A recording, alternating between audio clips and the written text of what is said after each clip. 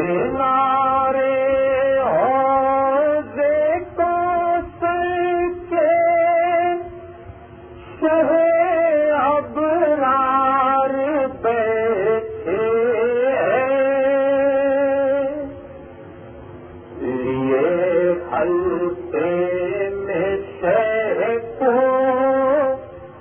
شہ کے ماتمدار بیٹھے غم شبیر میں جینا ہمارا حق ہے جیتے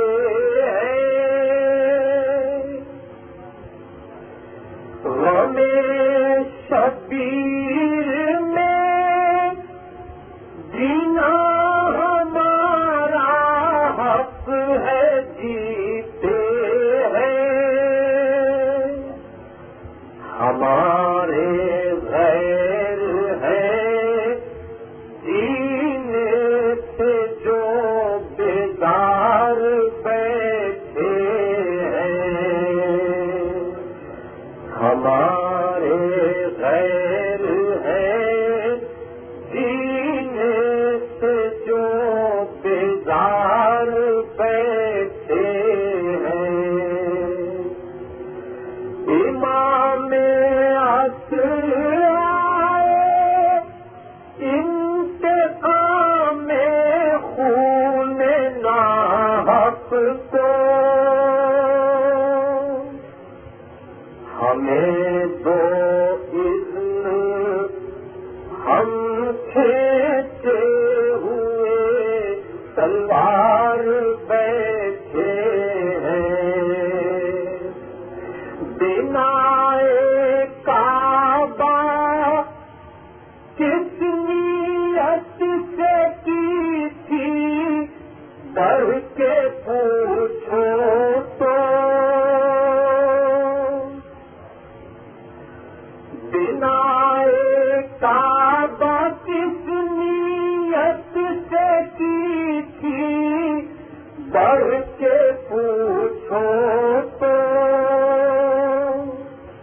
علی کے پاس بیت اللہ کے مہمان بیٹھے ہیں من الشیطان اللعین الرجیم بسم اللہ الرحمن الرحیم الحمد للہ الملک الحق المبین المتظاہر بعظمتہ جبابرۃ الطاغین المتفاضع بكبريائه وطاعة المتمردين المعترف بربوبيته سائر الخلق أجمعين والصلاة والسلام والتحية والإكرام على أشرف النبيين وخاتم المرسلين سيدنا ومولانا أبي القاسم محمد وأهل بيته الطيبين الطاهرين المعصومين المظلومين أما بعد فقد قال الله سبحانه وتعالى في محكم كتابه المبين بسم الله الرحمن الرحيم هو الذي أرسل رسوله بالهدى ودين الحق ليظهره على الدين كله ولو كره المشركون.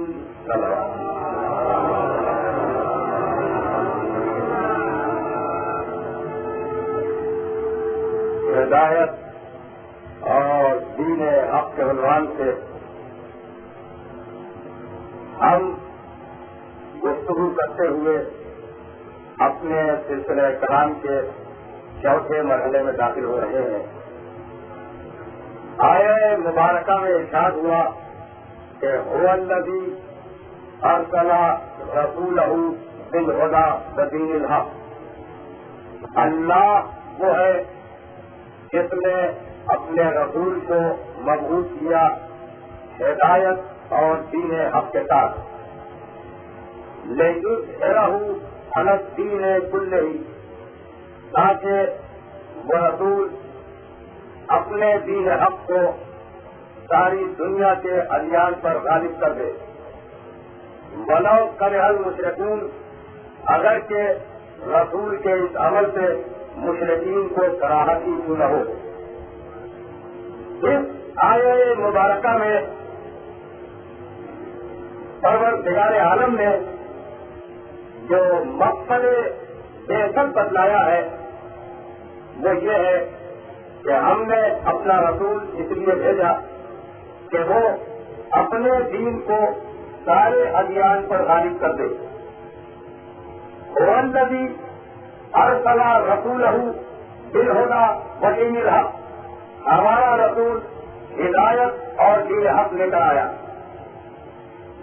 اور اس کا مقصد کیا ہے؟ لیظہرہ علی الدین کلہ، تاکہ وہ اس دین حق کو ساری دنیا کے ادیان پر اور ساری دنیا کے مذاہب پر غالب کر دے، ولو کرہ المشرکون، اگرچہ ہمارے رسول کے اس عمل سے مشرکین کو کراہت محسوس ہوتی ہے۔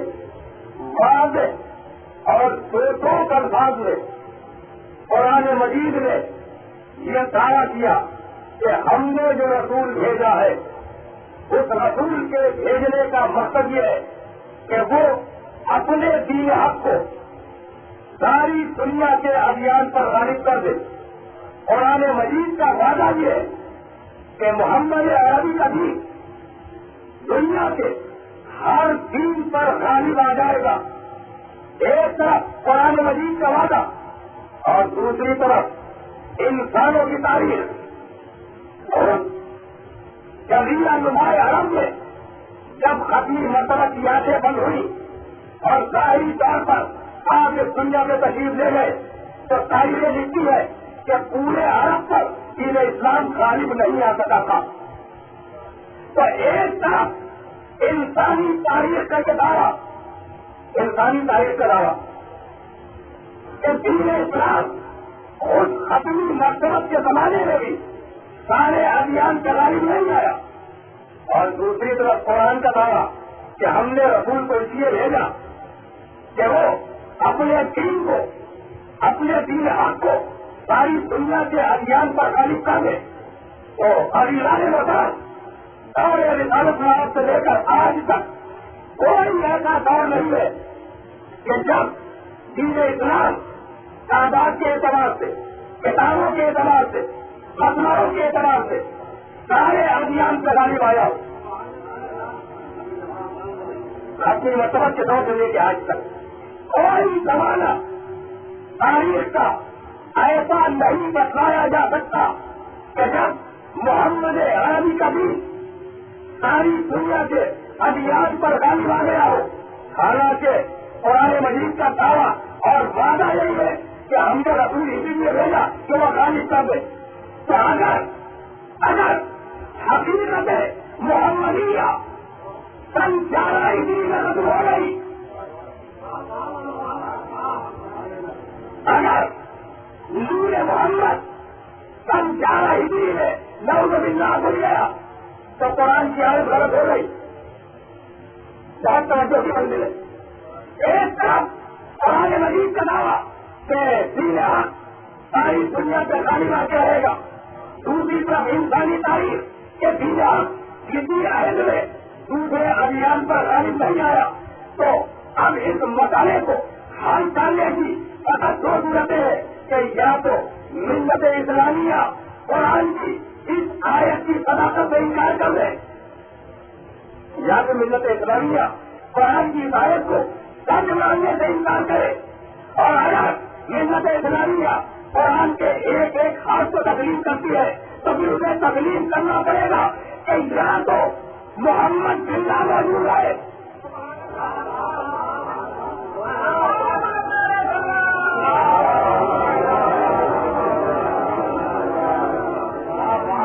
صورتیں دھوئی ہے یا نعوذ باللہ آئے غلط یا محمدیت موجود ہے.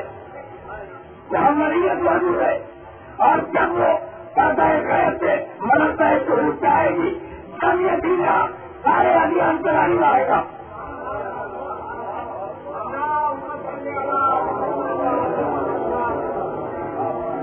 وہ غلبہ، وہ تسلط، وہ اقتدار، وہ قوت جسے ظاہری تسلط اور قوت کہا جاتا ہے، اس غلبے کو اور اس اقتدار کو اسی دور میں آنا ہے جب آخری محمد کا ظاہر کیا ہے. لیکن اس کے قبل کی تاریخ میں، جیسا کہ میں انبیاء کی تاریخ بتاتا چلا، اس کے قبل کی تاریخ میں جب بھی کسی نے اپنے غلبہ حاصل کیا تو وہ دلیل کے ذریعے کیا. دین حق نے جب بھی باطل ادیان کے مقابلے میں اپنی حقانیت کا اظہار کیا تو وہ دلیل کی بنیاد پہ تھا، قرآن کی بنیاد پہ تھا. نمرود نے خدائی کا دعویٰ کیا، تقریر کل کی گفتگو سے مستقل ہوئی. نمرود نے اپنے عہد میں خدائی کا دعویٰ کیا اور ارکان مملکت سے پوچھا کہ بتلاؤ میری خدائی کے سلسلے میں تمہاری رائے کیا ہے. ظاہر ہے کہ ہر ایک کو اپنی کرسی عزیز ہوتی ہے. 100% ارکان مملکت نے تعریف کی کہ ہاں تم یقیناً خدا ہے. کہا کہ وہ شخص جو میری خدائی کے خلاف میرے ملک اور میرے شہر میں اپنے خدا کا تعارف کرواتا پھر رہا ہے اسے پکڑ کے لایا جائے. حضرت ابراہیم علیہ السلام دربار نمرود میں لائے گئے. نمرود نے کہا ابراہیم خدا میں ہوں، خدا میں ہوں. بے اختیار جواب دیا کہ نہیں، خدا وہ ہے. تو خدا نہیں ہے، خدا وہ ہے. قرآن مجید نے اس واقعے کو ایک آیت کے اندر سورہ بقرہ میں بیان فرمایا. سورہ بقرہ قرآن مجید کا دوسرا سورہ، آیت کا اشار 258. الم تری الی الذی حاج ابراہیم فی ربہ ان آتاہ اللہ الملک. ابھی کیا تم نے نہیں دیکھا کہ اپنے زمانے کے ایک بادشاہ نے ابراہیم سے خدا کے بارے میں گفتگو کی اور مباحثہ کیا. قرآن اس واقعے کو بیان کرتا ہے. نمرود نے کہا خدا میں، ابراہیم نے کہا کہ نہیں خدا وہ. تو ایک مرتبہ نمرود نے پلٹ کے پوچھا کہ اگر تم مجھے خدا نہیں مانتے تو پھر تمہارے خدا پہ دلیل کیا، تمہارے خدا کی سبب کیا ہے. قرآن کہتا ہے کہ بے اختیار ابراہیم نے کہا دیا ربی الذی یحیی و یمیت، میرا خدا وہ ہے جو زندہ کرتا ہے اور پھر مر جاتا ہے. یہ واقعہ یقیناً آپ حضرات کے دلوں میں محفوظ ہے. میرا خدا ہو جو زندہ کرتا ہے اور موت دیتا ہے. اعلیٰ نمرود نے اختیار جواب دیا انا ہوگی وہ ہوگی. یہ قوت تو مجھ میں بھی ہے کہ میں بھی زندہ کرتا ہوں، میں بھی موت دیتا ہوں. ابراہیم کو جلال آ گیا. بے اختیار کہا میرا رب وہ ہے جو سورج کو مشرق سے نکالتا ہے اور مغرب میں ڈبو دیتا ہے. اگر تو رب ہے تو تو سورج کو مغرب سے نکال کے مشرق میں ڈبو دے. سب وہ ایسا نبی کا بار وہ کافر نمرود ابراہیم کے اس استدلال کو سن کر مبہوت ہو گیا. اللہ لا یہدی القوم الظالمین، اللہ قوم ظالمین کی ہدایت نہیں کرتا. اس پورے واقعے میں ابراہیم علیہ السلام نے نمرود کے مقابلے میں خدا کے وجود پر 2 دلیلیں دی. یہی منزل ہے منزل فکر. ابراہیم نے نمرود کے مقابلے میں وجود خدا پر 2 دلیلیں ارشاد کروائی. پہلی دلیل میرا خدا ہو جو زندہ کرتا ہے، میرا خدا وہ جو انسانوں کو موت دیتا ہے۔ تاریخ انبیاء لکھنے والوں نے لکھا کہ جیسے ہی ابراہیم نے یہ دلیل دی کہ میرا خدا زندہ کرتا ہے، میرا خدا موت دیتا ہے، دیکھتے نمرود نے اپنے جنات کو بلایا اور کہا کہ وہ شخص جس کی موت کا حکم میں دے چکا ہوں اسے آزاد کر دو، اور جاؤ ایک بے گناہ شخص کو پکڑ کے لاؤ جس کی موت کا حکم دیا جا چکا تھا، وہ آزاد ہو گیا، اور ایک بے گناہ شخص لایا گیا اور اسے ابراہیم کی آنکھوں کے سامنے قتل کر دیا گیا۔ نمرود نے کہا کہ ابراہیم تم نے دیکھا جس کی زندگی ختم ہو چکی تھی، میں نے اسے بخش کے دوبارہ زندہ کر دیا، اور جس کی زندگی جاری تھی میں نے اسے قتل کروا کے مار ڈالا، میں بھی زندہ کرتا ہوں، میں بھی موت دیتا ہوں۔ مکان فکر ہے عزیزان محترم، نمرود نے اپنی خدائی کے سلسلے میں جو دلیل پیش کی وہ دلیل یہ تھی کہ ایک بے گناہ کو بلایا اسے قتل کروا دیا۔ تو نمرود نے اپنی خدائی کے لیے جو دلیل پیش کی وہ دلیل ظلم تھی۔ بے گناہوں کو اپنی خدائی منوانے کے لیے، اپنی ربوبیت منوانے کے لیے، اپنی شاہی منوانے کے لیے قتل کروا لینا، یہ ظالموں کی دلیل ہے، یہ ظالموں کی دلیل۔ نمرود نے اپنی خدائی تسلیم کروانے کے لیے ایک بے گناہ کو قتل کروا دیا۔ نمرود نے خدائی اسٹیبلش کرنی چاہیے، خدائی منوانی چاہیے، ظلم کے ذریعے۔ اب سمجھو کہ نمرودیت کیا ہے، ابراہیمیت کیا ہے۔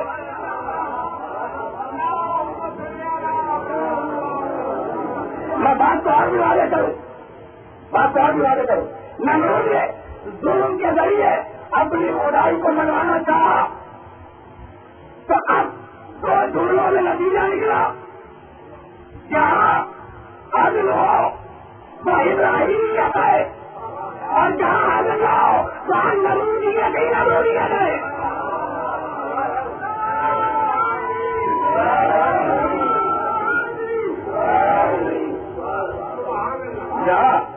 جہاں بنیادوں میں عدل ہو وہاں ابراہیمیت ہے، اور جہاں بنیادوں میں ظلم ہو وہاں نمرودیت ہے۔ ابراہیم نے جب یہ حیثیت دیکھی اور دیکھا کہ نمرود مغالطہ دینے کی کوشش کر رہا ہے، کوشش کی نمرود نے، تب ابراہیم نے اپنے استدلال کو تبدیل کیا، کہا کہ نمرود میرا خدا وہ ہے، کچھ الفاظ قرآن میں، کچھ الفاظ تاریخ انبیاء میں، میرا خدا وہ ہے جو سورج کو مشرق سے نکالتا ہے مغرب میں ڈبوتا ہے۔ صاحبان فہم کا مجمع، میرا خدا وہ ہے جو سورج کو مشرق سے نکالتا ہے مغرب میں ڈبوتا ہے۔ اگر تو خدا ہے تو تو اس کے مقابلے میں مغرب سے نکال کر مشرق میں ڈبو دے۔ آپ نے لفظوں میں توجہ فرمائی، ابراہیم کا خدا کون؟ میرا خدا وہ ہے جو سورج کو مشرق سے نکالتا ہے مغرب میں ڈبوتا ہے۔ اگر تو خدا ہے تو مغرب سے نکال مشرق میں ڈبو دے۔ اب آپ نے ہزاروں سال بعد علی کی احتیاط دے دی کہ مغرب سے نکالا، مغرب میں ڈبا دیا۔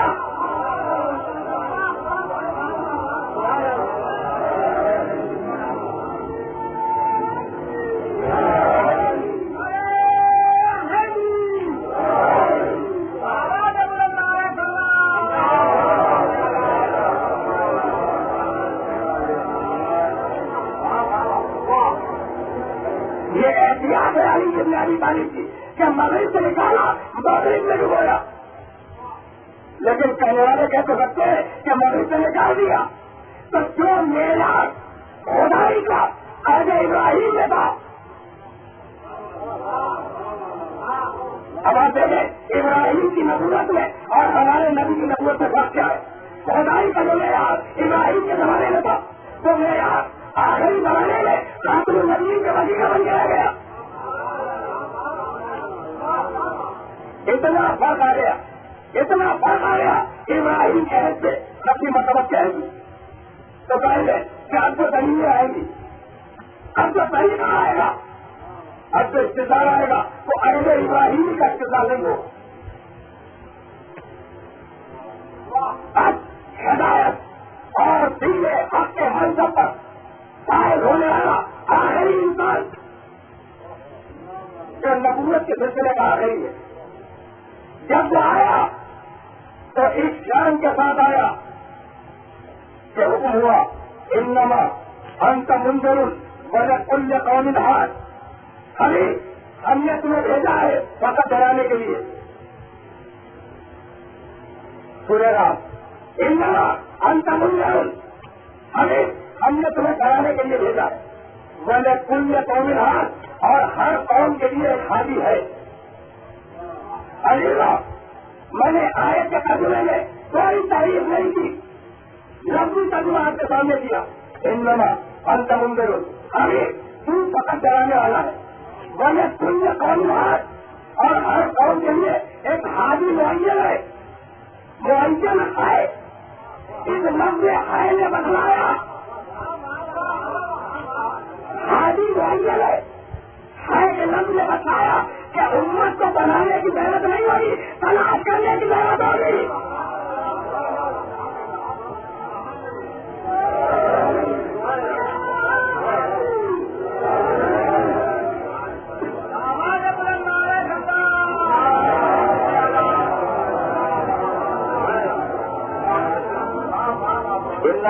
انت منذر، ابھی تم فقط ڈرانے والے ہو. سورہ رات تبارک الذی نزل الفرقان علی عبدہ لیکون للعالمین نذیرا. بابرکت ہوگا جس نے قرآن کو اپنے بندے بنانے کیا تاکہ وہ بندہ عالمین کو ڈرائے. سورہ فرقان کی پہلی آیت. سورہ رات نے کہا رسول ڈرانے کے لیے آیا. سورہ فرقان نے کہا رسول عالمین کو ڈرانے کے لیے آیا. سورہ احزاب یا ایھا النبی انا ارسلناک شاہدا ومبشرا ونذیرا، ہمیں تمہارے فرائض میں یہ بھی ہے کہ تم لوگوں کو ڈراؤ. اپنی مرتبہ کا فریضہ انسانیت کو ڈرانا. میں اس موضوع پر آج کی حد تک گفتگو نہیں کروں گا. بار بار قرآن مجید نے کہا، بار بار قرآن مجید نے کہا کہ ہم نے تمہیں بھیجا کے ڈراؤ، دنیا کو ڈراؤ. اور آپ جانتے ہیں انہی آیتوں کو سامنے رکھ کر عیسائی علماء نے اپنی مسالت پر اپنی جانب سے سب سے بڑا اعتراض کیا. عیسائی علماء نے ہمارے رسول پر سب سے بڑا اعتراض کیا کہ قرآن قدم قدم کے کہتا ہے کہ ابھی تم ڈراؤ، رسول تمہیں ڈرانے کے لیے بھیجا، رسول تمہارا نہیں ڈراؤ. تو مسلمانوں کا رسول اس لیے بھیجا گیا کہ وہ لوگوں کو ڈرائے، اور ظاہر ہے کہ ڈرانے کا طریقہ اسلحہ ہے، تلوار ہے، ہتھیار ہے، لشکر کشی ہے، جنگ ہے. تو اسلام پر دور شمشیر پہنا. ابھی تو آپ یاد رکھیں کہ یہ اعتراض جو اسلام پہ کیا گیا اور رسول اسلام پہ کیا گیا کہ اسلام بطور شمشیر پھیلا، یہ اعتراض عیسائیوں کے طرف سے آیا ہے. عیسائی علماء نے اعتراض کیا، عیسائی علماء نے، میں بار بار اس طرف سے اقرار کر رہا ہوں، عیسائیوں نے اعتراض کیا کہ مسلمانوں کے رسول نے اسلام کو بطور شمشیر پھیلایا. اب آپ اس ڈرانے والے رسول کی تاریخ دیکھیں تو اس رسول نے 4 مختلف طریقوں سے جنگیں کی، نہیں بلکہ 4 مختلف کروڑوں سے جنگیں کی. ہمارے رسول نے مشرکین سے جنگ کی، مقابلہ کیا. ہمارے رسول نے کفار سے مقابلہ کیا. ہمارے رسول نے یہودیوں سے مقابلہ کیا. ہمارے رسول نے عیسائیوں سے مقابلہ کیا. یہ جنگ مشرکین سے ہوئی. جنگ خندق برابر ایمان کھل رہا ہوں اعلان کچھ کھلنے خندق کافروں سے ہوئی. جو ابھی طرف سے کرواتے جائے. جنگ پر جنگ مشرکین سے ہوئی. جنگ خندق کافروں سے ہوئی. جنگ خیبر یہودیوں سے ہوئی اور مباحثہ عیسائیوں سے ہوا.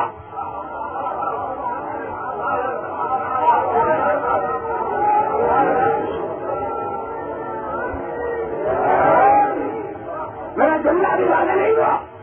مشرکوں کے سامنے تلوار آئی, کافروں کے سامنے رسول عربی کی تلوار آئی.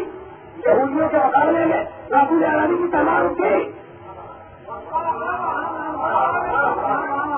رسول عربی نے یہودیوں کے مقابلے میں تلوار اٹھائی, لیکن عیسائیوں کے مقابلے میں رسول عربی نے تلوار نہیں اٹھائی. بات واضح ہوئی. تو ابھی ان جنگوں کا نتیجہ کیا نکلا؟ نتیجہ یہ نکلا کہ امر مر گیا خندق میں, امر قتل ہو گیا, لیکن اسے شکست نہیں مانی. خیبر میں مرحب و عارف قتل ہو گئے, لیکن انہوں نے شکست نہیں مانی.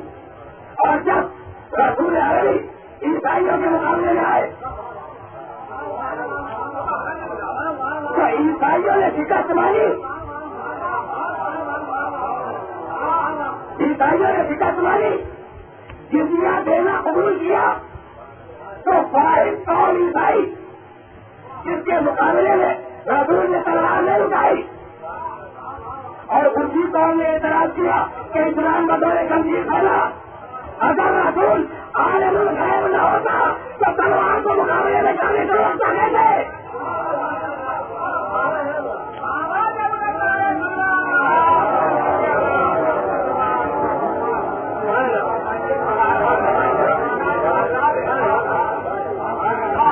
اگر رسول عالم الغیب نہ ہوتا تو پہلے ہی دن تلوار کو عیسائیوں کے مقابلے میں اٹھانے سے کیوں روک دیتا؟ نگاہ رسالت دیکھ رہی تھی کہ حملہ ہوگا عیسائیوں کی طرف سے ہوگا. اب اعلان کیا کہ اب تلوار نہیں اٹھائی جائے گی. اب عیسائیت کے مقابلے میں تلوار نہیں اٹھائی جائے گی. انہیں روحانیت کا رہا ہے اور ہم روحانیت سے دیکھ کریں. اب ہم عیسائیت کو روحانیت سے پیش کریں گے. ابھی جو سامنے وقتوں کا ہوتا جا رہا ہے, ساری گفتگو کا خلاصہ مطلب ایک جملہ, رسول عربی نے معاہدے نے بتایا کہ اسلام بطور شمشیر نہیں پھیلا, اور حسین ابن علی نے کربلا نے بتایا کہ اسلام بغیر شمشیر پھیلا.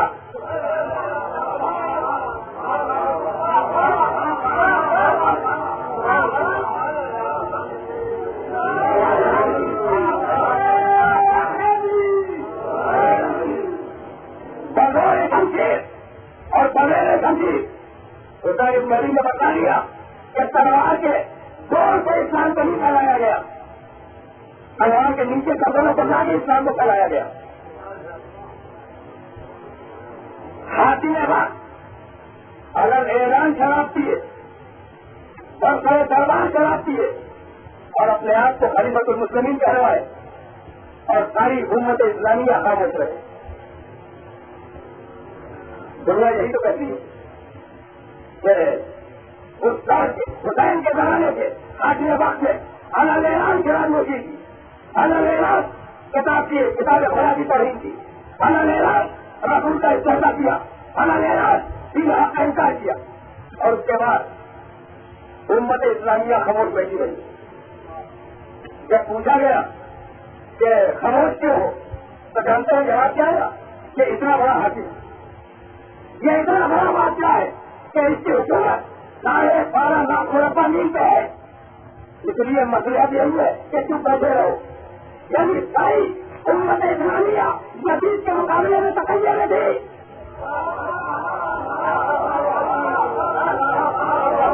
میرے سننے کی طرف ہے ساری امت اسلامیہ یزید کے مقابلے میں تقیہ کی کیفیت میں تھی. اور جب مسلم تاریخ کا لکھنے والا آگے بڑھا تو اس نے کہا کہ لیکن حسین نے مسئلہ سے کام نہیں کیا, حسین نے مسئلہ سے کام نہیں کیا, حسین نے ہوا کے رخ کو نہیں پہچانا, حسین نے حالات کے رخ کو نہیں سمجھا. اتنی بات طے ہو گئی کہ جو پوری امت نے کیا تو حسین نے نہیں کیا, اور جو حسین نے کیا وہ پوری امت نے نہیں کیا. میرے دنوں کے ساتھ ساتھ چلے. اتنی بات تو صحیح ہو گئی کہ جو پوری امت نے کیا وہ حسین نے نہیں کیا. جو حسین نے کیا وہ پوری امت نے نہیں کیا. یعنی حسین کا راستہ اس طرح, پوری امت کا راستہ دوسری طرف. یعنی اب ہمارے سامنے چوائس ہے کہ ہم حسین کے ساتھ جائیں یا امت کے ساتھ جائیں.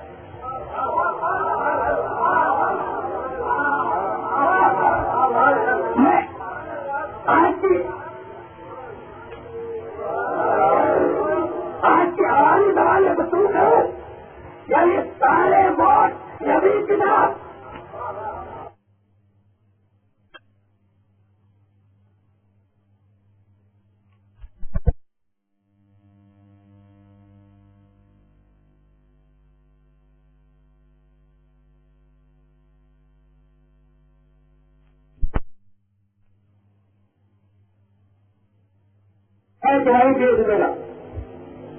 ساری امت اسلامیہ نے یزید کی مدد کر لی, یعنی ان سارے صبح نے بتا دیا کہ یہ شراب پیے ہمیں منظور.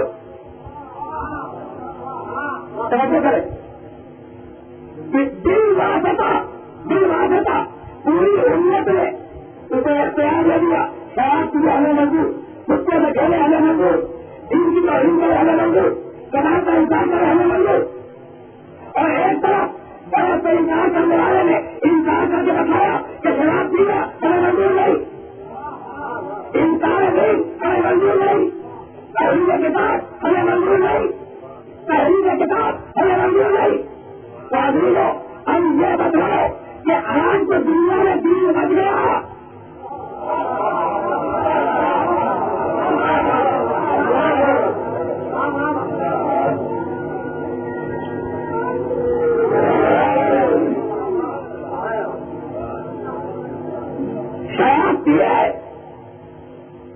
حاکم شراب پیے ساری امت کو منظور, اور آج کی تاریخ ہو جاتی ہے کہ جس ملک میں بھی اسلامی تاریخ شروع ہوتی ہے سب سے پہلے شراب خانے کو حملہ ہوتا ہے. یہ اسپرٹ کس نے ڈالا گی؟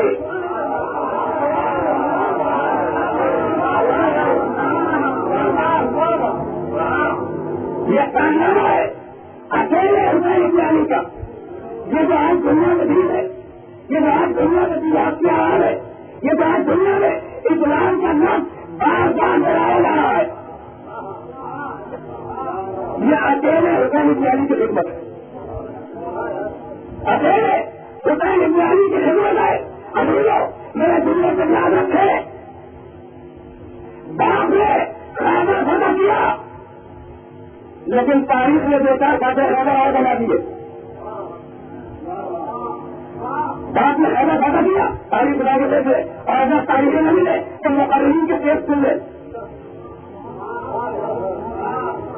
باپ نے خیبر کو بنا دیا, تاریخ نے تو فاتح خیبر اور لکھ دیے, اور بیٹے نے طے کیا کہ سرورہ سے اسلام کو بنا کرے گا.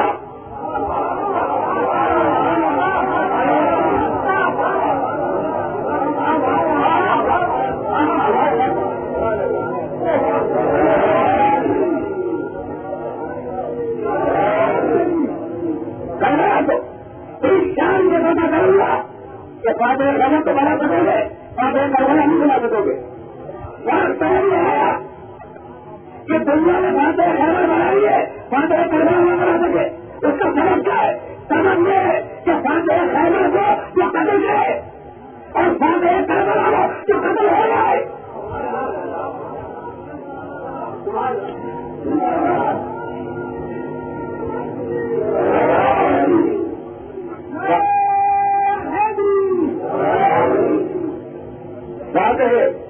خیبر ہو جو قتل کرے, فاتح کربلا ہو جو قتل ہو جائے. امت کو قتل کرنا تو آتا تھا, قتل ہونا نہیں آتا تھا. قتل ہونا امت کو نہیں آتا تھا. یہ عمل حسین اسلامی نے سکھایا. دونوں دین کا نام لے رہے تھے, دونوں بظاہر مسلمان تھے. ایک طرف حسین اسلامی کا رشتہ, دوسری طرف تصور خاص کا رشتہ. نمازیں دونوں طرف ہو رہی تھی, اور لکھنے والوں نے تو یہ بھی لکھا ہے کہ فوجی نظیر نے حافظان قرآن بھی تھے. کچھ لوگوں نے یہ لکھا ہے کہ کچھ لوگ ہیں جنہوں نے رسول کی شہادت بھی کی تھی. ایسے لوگ تھے. اب فرق کیسے سمجھ میں آئے کہ کون کیسا دین رکھتا ہے, کتنا دین کہتا ہے, یہ فرق کیسے سمجھ میں آئے. آج ان کی شروع ہوئی آپ سمجھ میں آ گیا. میں نے آپ کا بڑا وقت لیا, مسائل سے کمی نہیں کروں گا, اس میں گفتگو نہیں ختم ہوگا. آج ان کی شروع کو فرق سمجھ میں آ گیا. آخر نمبر ہوئی حسین نماز صبح سفائی ہوئے. ایک مرتبہ صاحب نے لشکر والوں کو مخاطب کیا اور مخاطب کرنے کے بعد کہا کہ لشکر والوں یزید کے سامنے چل کر گواہی دینا کہ پہلا تیر حسین ابن علی کی طرف پہلے دے رہا. لشکر والوں تم یزید کے سامنے چل کے گواہی دینا کہ پہلا تیر میں نے دینا تاکہ مجھے پہلا انعام مل سکے. اور یہ کہہ کے سرکار صاحب نے پہلا تیر دیتا. سرکار صاحب بھی مسلمان, لیکن اس کی نگاہیں آخرت تک نہیں گئی. سرکار صاحب دین کو فقط یزید کے انعام تک محدود سمجھا. اب سمجھ میں آیا کہ یزید کا دین اور ہے, حسین ابن علی کا دین اور ہے. دین الگ الگ. پہلا انعام مجھے یزید کو لینا ہے, اس لیے پہلا تیر میں دیکھ رہا ہوں. لشکر والے دبا دینا, لشکر والوں نے یہ سوچا تو جب پہلا تیر تو میرے صاحب نے دیتا ہے تو اسے پہلا انعام ملے گا. تو چلو کچھ ہم بھی انعام حاصل کرے اور 70,000 تیر 70,000 تیر جنوں میں توڑے گئے.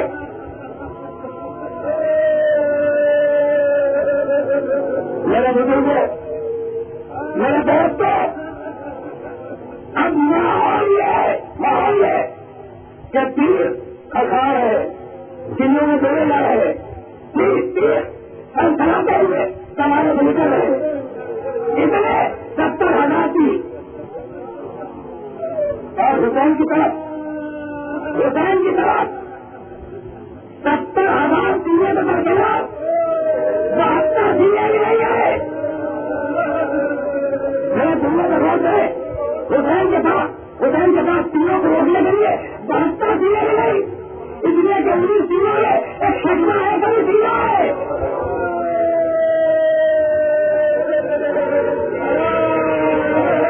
انہیں تیروں میں چھوٹا سا بھی تیرا ہے جو تیر کو برداشت نہیں کر سکتا.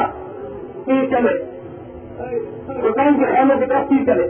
ایک مرتبہ حبیب ابن مظاہر نے جو ہے حسین کو پکارا. زمانے سرداری نے مسلم ابن عبداللہ کو پکارا. ایک سواری نے دوسرے سواری کو پکارا کہ دوستوں اب حسین کی مدد کا وقت آ گیا. دوستوں اب حسین کی مدد کا وقت آ گیا. مسلم ابن عبداللہ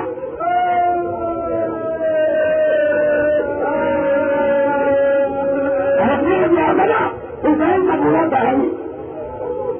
سیاسی بات کی آگے بڑھ کے آیا اور حبیب کے کانوں میں کہنے لگا کہ حبیب اگر ایک تیر بھی بنی ہاشم میں سے کسی کا لگ گیا تو ہماری اور تمہاری زندگی کا وائے ہو.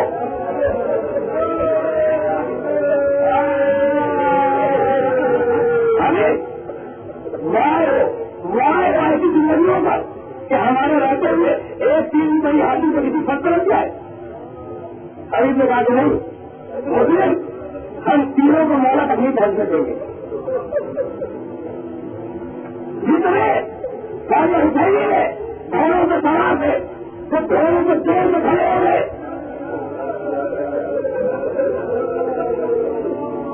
مکہ میں واقعہ تفصیل کے ساتھ دیکھ لے. شہزاد بنی حاصل کے آگے گھوڑوں کو جوڑ کے کھڑے ہو گئے اور اب جو دو گھوڑوں کے درمیان لڑا باقی رہ گئی اس میں جو قیادہ تھے لشکر حسینی کے وہ گھٹنوں کو ٹیک کے بیٹھ گئے. گھٹنوں سے ٹیک کے بیٹھ گئے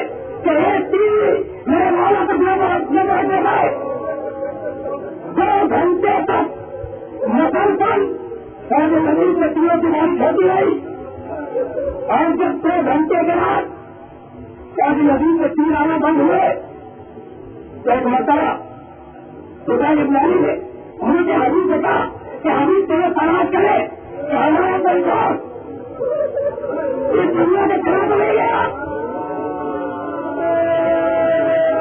चलो हबीब, हाँ हबीब मालूम करे कि हमारा कोई दोस्त घर तो नहीं गया। हबीब बयान करते कि हम और हमारा मौला हुसैन इब्न अली हम जख्मियों को देखते चले। अभी मेरा मौला एक जख्मी के करीब खड़ा हुआ था कि पीछे से एक औरत के बैठ करने की आवाज सामने आई।